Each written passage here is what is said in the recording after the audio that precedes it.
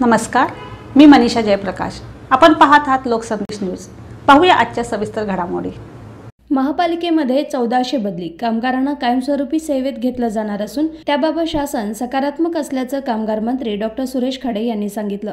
दरम्यान महापालिकेत 367 बदली कर्मचारी, 16 रोजंदारीवरील आणि 970 मानधन तत्वावरील कर्मचाऱ्यांना न्याय मिळवून देण्यासाठी पाठपुरावा केल्याबद्दल मिरजेतील कामगार मंत्री सुरेश खाडे यांचा कर्मचाऱ्यांनी सत्कार केला। नगरविकास विभागाच्या कार्यासन अधिकाऱ्यांनी याबाबत महापालिका आयुक्तांना लेखी सूचना देत कामगारांच्या मागण्याबाबत कार्यवाही करून अहवाल सादर करण्याचे निर्देश दिले। त्यामुळे कामगारांना आता न्याय मिळणार आहे। यावेळी शेकडो कर्मचारी उपस्थित होते। महापालिकेत कार्यरत असणारे बदली, रोजंदारीवरील आणि मानधन तत्वावरील अशा सुमारे 1400 कर्मचाऱ्यांना महापालिका सेवेत कायम करण्याचा निर्णय शासनाने घेतलाय। गेली अनेक वर्ष सेवेत कायम करण्याच्या मागणीसाठी कामगारांचा लढा सुरू होता। कायमस्वरूपी सेवेत घेण्याची कार्यवाही करून त्याबाबत शासनास अहवाल सादर करण्याच्या सूचना देण्यात आल्या। त्यामुळे रोजंदारी आणि बदली कामगारांचा विषय आता निकालात निघाल्याने या कामगारांनी आनंद व्यक्त केला। सुरेश खाडे यांचा सत्कार प्रसंगी कामगार नेते तानाजी पाटील, दिलीप शिंदे, विजय तांबडे, जयश्री भावळ, विशाल लोंढे, रणजित कैंचे, मंजूर नदाफ, विनायक माने, असलम महात, अभय पोळ, असलम नदाफ यांसह कामगार वर्ग मोठ्या संख्येने उपस्थित होता। लोकसंदेश न्यूज प्रतिनिधी इरफान बारगीर। आज सांगली, मिरज आणि कुपवाड शहर महानगरपालिकेतील विविध विभागातील अनेक कर्मचाऱ्यांचा इथं मोठ्या प्रमाणात आमदार खाडेंचं अभिनंदन करण्यासाठी आलेले आहेत। त्याचं कारण असं आहे की वर्षानुवर्ष जवळजवळ 20-25 वर्ष महापालिकेत काम करून सुद्धा कर्मचाऱ्यांना अद्याप परमनन्सी मिळालेली नाही आहे। त्या अनुषंगानं संघटनेच्या माध्यमातून वेळोवेळी कोर्ट केसेस सुरू आहेत, त्याचबरोबर आंदोलनही मोठी झाली। त्याचबरोबर संघटनेच्या रेट्यामुळं महासभेनं नोव्हेंबर 2022 मध्ये जनरल बॉडीमध्ये ठराव करून या सर्व टेम्पररी कर्मचाऱ्यांना परमनन्सी देण्याबाबतचा ठराव केला, पण तो ठराव शासनाच्या मंजुरीला पाठवायला प्रशासन तयार नव्हतं। त्यावेळेला सुद्धा मी चळवळ केली, मोर्चे काढले, तरी प्रयत्नांना यश येत नसल्यामुळे आम्ही खाडे साहेबांच्याकडे पाठपुरावा केल्यामुळे तो ठराव शासनाच्या मंजुरीसाठी महापालिकेने पाठवला। तदनंतर सुद्धा फक्त ठराव केला, पुढचं काय पाठपुरावा केला, प्रधान सचिवांना पत्र लिहिली, सगळं केलं, तरी सुद्धा काय आउटपुट येत नाही म्हणल्यानंतर पुन्हा आम्ही कामगार मंत्र्यांच्या दरवाजे आलो। त्यांना सगळी विनवणी केली, त्यांना परिस्थिती सांगितली।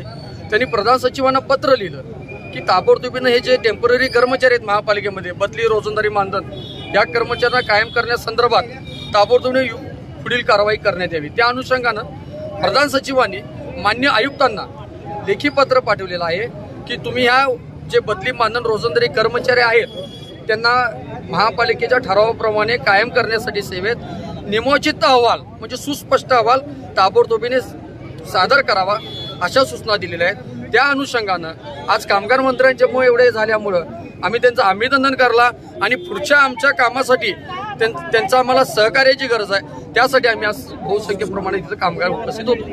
मला एक सांगा की जो काय टेक्निकली मुद्दा झालाय की पदर रिक्त नाही सफाई कर्मचारी आणि ड्रायव्हरचे, तो कसा मार्ग काढण्यासाठी तुम्ही पालकमंत्र्यांना निवेदन दिले किंवा काय थोडक्यात आताच्या स्थितीमध्ये त्याच्यामध्ये असं आहे की 1353 जरा पुढे एकूण एक साहेब थोडक्यात हा एकूण मागणी आहे ती 1353 कामगारांना कायम करण्यासंबंधी महासभेचा ठराव आहे।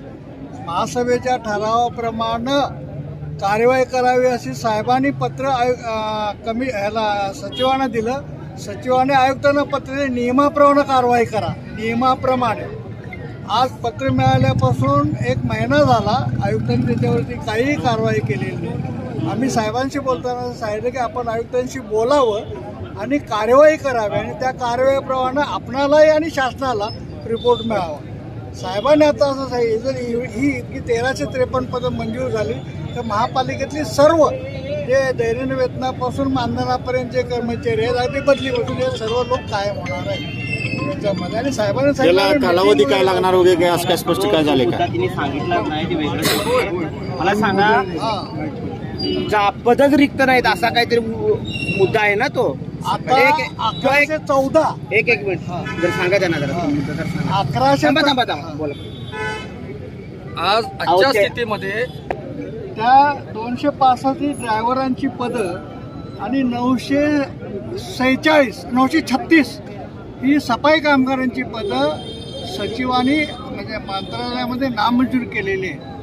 त्याच्याबद्दल आम्ही पत्र लिहिलेलं आहे, सचिवाने लिहिलं आहे, महापालिकेला लिहिलेलं आहे त्याच्यामध्ये. आणि त्याच्या विरोधात रिजेक्शनच्या विरोधात आम्ही हायकोर्टमध्ये रिट पिटिशन तयार करायची तयारी सुरू केलेली आहे. कागदपत्र आम्ही वकिलांच्याकडे पाठवले आहेत. ह्या 8-10 दिवसामध्ये आम्ही त्याच्यावरती कारवाई करू. ज्यावेळी हा परमनंटचा प्रश्न येईल सचिवांच्या समोर मंत्री महोदयांनी मांडल्यानंतर, त्यावेळी हा प्रश्न येईलच त्याच्यामध्ये, तर त्यावेळी तो तिथपासून मार्ग काढण्यात येईल असं आमची मंत्री महोदयांना विनंती राहणार. सांगली मिरज महानगरपालिका यामधले काही कामगारांच्या तक्रारी महानगरपालिका कामगार सभा सांगली यांच्या वतीनं माझ्याकडे आल्या होत्या.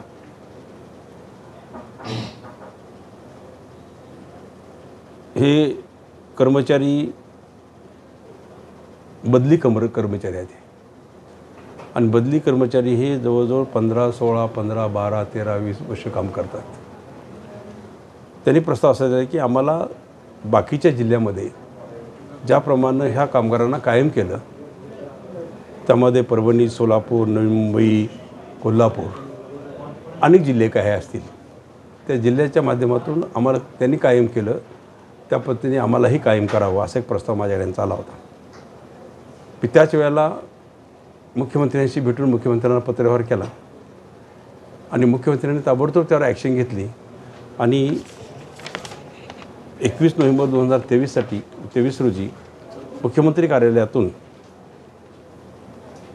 पत्र खाली नगरपालिकेला आयुक्तांना आलं. त्यामध्ये त्यांनी असं मेन्शन केले, प्रस्तुत पत्रास नमूद केलेल्या मुद्द्यांच्या अनुषंगाने नियमोचित कार्यवाही करून केलेल्या कार्यवाहीबद्दल माननीय मंत्री कामगार तथा पालकमंत्री सांगली महाशासन राज्य यांच्या अवगत करावे, तसेच केलेल्या कारवाईचा अहवाल शासनास ताबडतोब पाठवावा असं त्यांचं पत्र आलं खाली. म्हणजे ह्या पत्राच्या अन्वये आपल्याला समजतं असं की शासन पॉझिटिव्हमध्ये आहे. फक्त जे अहवाल खालून या पाहिजे, खरे खोटे, कोण कामगार, किती कामगार, काय कामगार, नावा गावा सकट किती वर्ष हे काम करतात, त्यांचा अहवाल ताबडतोब मंत्रालयात पोचणं जरुरीचं आहे. आज सगळे कामगार माझ्या भेटीला इथं आले होते. त्यांनी व्यथा मांडल्या, व्यथाबरोबर अभिनंदन केलं. म्हटलं अभिनंदन काम झाल्यानंतर करावं, पण निश्चितच मी आयुक्तांशी बोलून ताबडतोब हा प्रस्ताव ताबडतोब मी मंत्रालयात पाठवायची व्यवस्था करेन.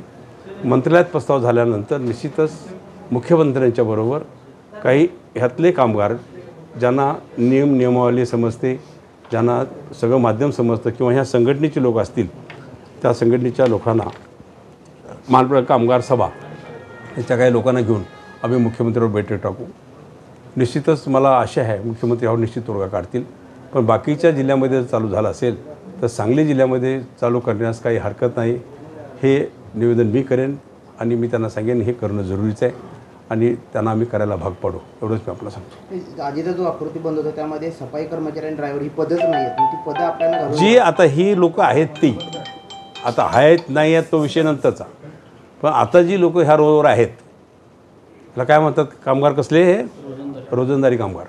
हे कामगार जे आहेत रोजंदारीवर राहिलेले आणि ते डायरेक्ट रिक्रुटमेंट त्यांची झालेली महानगरपालिकेतर्फे. आता कसं आहे, कॉन्ट्रॅक्ट बेसिस रिक्रुटमेंट होते ती सोडून, पण ह्या लोकांना हे त्यांच्या रोजंदारीवर त्यांच्या पटावर त्यांना नगरपालिकेचा त्यांनी घेतलेला असेल आणि ते सगळं पडताळणी करून किती लोक आहेत, काय लोक आहेत यांचा अहवाल मी ताबडतोब मंत्र्यांकडं मुख्यमंत्र्यांच्याकडं मी आयुक्ताला सांगून त्यांना पाठवायला लावेल. अहवाल पोचला की मग एक मिटिंग टाकून त्यांचा निर्णय ते मुख्यमंत्री समोर करतील. तो मलाही मान्य आहे, यांनाही मान्य आहे आणि आयुक्तालाही मान्य आहे. त्या पद्धतीनं आम्ही त्यांना सांगू. तोपर्यंत आम्ही सोलापूर हे बाकीचे 4-5 जिल्ह्यांचे झालेलं आहे, त्यांचाही प्रस्ताव आम्ही ताबडतोब मागून घेऊ एक रेफरन्ससाठी आणि त्या पद्धतीनं आम्ही मुख्यमंत्री सांगू की हे झाले, मग आमचं व्हायला काय हरकत आहे. हा एक प्रेशर आम्ही आणि विनंती त्यांना आम्ही करू.